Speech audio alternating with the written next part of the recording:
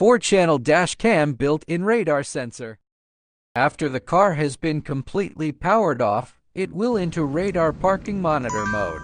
When the radar does not sense a moving object, the recorder is switched off and does not work. When a moving object is sensed, the radar is immediately notified the recorder to go to power on and enter recording mode. This dash cam is built in 360 radar. All around the car may be sensed by the radar detection.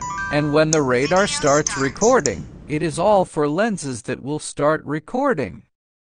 The 4 lenses dash cam with 360 radar parking monitor can better protect your lovely car all day. The footage of 4 lenses dash cam allows for better reproduction of why the radar was triggered and fewer blind spots.